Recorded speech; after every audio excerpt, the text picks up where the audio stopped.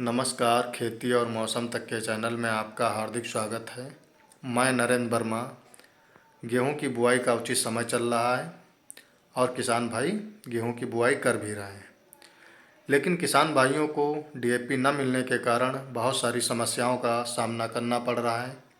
इसकी पूर्ति के लिए किसान भाई या तो एनपीके का प्रयोग कर रहे हैं या single super phosphate, muriate of potash और यूरिया को कॉम्बिनेशन मिला करके गेहूं की बुआई का कार्य कर रहे हैं।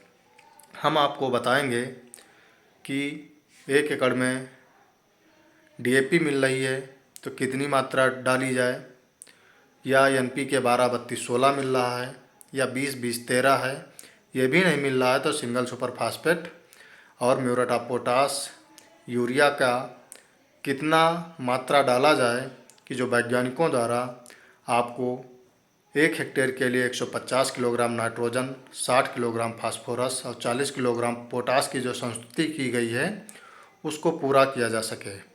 तो किसान भाइयों का जोत कम है तो हम आपको 1 एकड़ का कैलकुलेशन करके बताएंगे कि किसान भाई कितनी मात्रा डालें कि जो संतुलित मात्रा है उसकी पूरी की जा सके।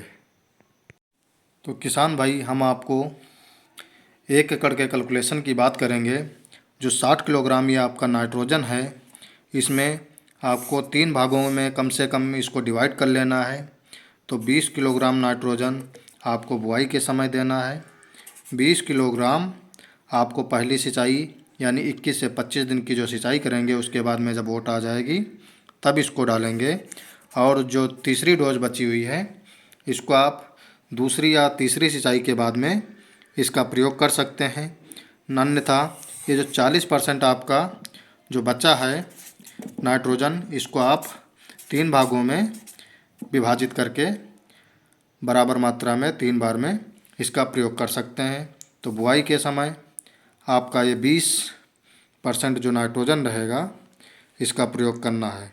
तो हम सबसे पहले जिन किसान भाइयों को डीएपी मिल रही है तो इसमें आपका 18% नाइट्रोजन रहता है और 46% फास्फोरस रहता है। तो इसकी पूर्ति के लिए किसान भाई क्या करें, कितनी मात्रा में डालें कि पूर्ति हो सके। तो इसको अब 52 किलोग्राम डीएपी जब डालेंगे तो आपकी फास्फोरस की मात्रा पूरी हो जाएगी और 24 किलोग्राम यूरिया डालेंगे तथा 27 kilogram muriate of potash 27 kilogram muriate of potash डालेंगे तो आपका 16 किलोग्राम जो आवश्यकता है ये पूर्ति हो जाएगी। नंबर 2 पे हम बात करेंगे एनपीके की। यदि आपकी 12, 32, 16 उपलब्ध है तो इसमें हम सबसे पहले जो सबसे ज़्यादा मात्रा होती है उसी पे हम कैलकुलेशन करके हम इसको निकालते हैं। तो इस पे आपको 75 किलोग्राम एनपीके 12-32-16 मिल जाए, 75 किलोग्राम, तो इसको डालेंगे तो इससे जो आपका फास्फोरस है ये पूरा हो जाएगा। और इसमें भी आपको 24 किलोग्राम यूरिया डालेंगे और 7 किलोग्राम म्यूरेट ऑफ पोटाश डालेंगे तो इसकी मात्रा पूरी हो जाएगी। हम तीसरी बात करते हैं कि एनपीके की जो मार्केट में वर्तमान स्थिति में उपलब्ध है ये है 20-20-13।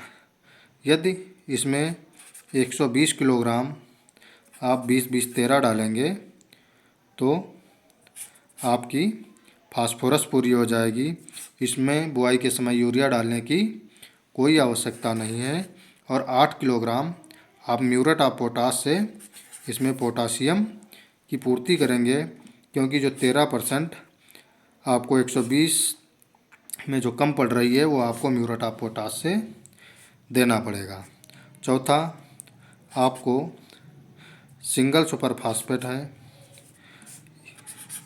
एसएसपी, इससे आप इसमें 16% पोटेशियम होता है, इसको आप 150 किलोग्राम डालेंगे तो 1 एकड़ की पोटेशियम की मात्रा पूरी हो जाएगी। लेकिन इसमें नाइट्रोजन नहीं होता है, तो आपको 44 किलोग्राम यूरिया और 27 किलोग्राम आपको म्यूरेट ऑफ पोटाश देना पड़ेगा।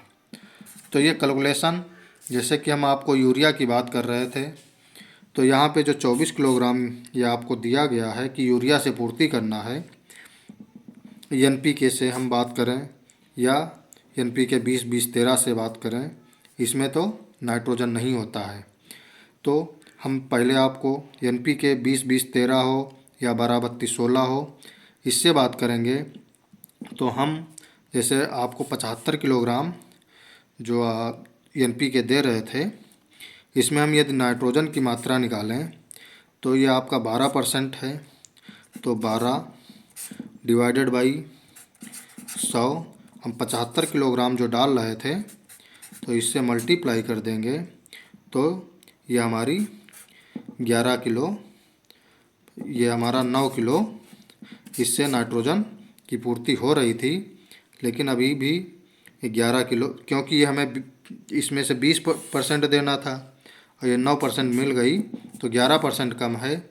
तो 11 गुणे 2.2 करेंगे तो 24 किलोग्राम जो है हमें यूरिया देंगे, तो 11 किलोग्राम नाइट्रोजन की पूर्ति हो जाएगी। यदि इसको निकालने के लिए हम बात करते हैं तो जैसे 46% होता है नाइट्रोजन यूरिया में, ये 100 किलोग्राम में होता है, 100 किलोग्राम में।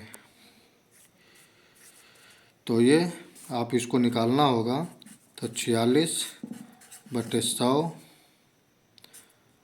इसको निकालेंगे तो ये 2.2 आएगा। तो इनका फार्मूला सबका अलग अलग है।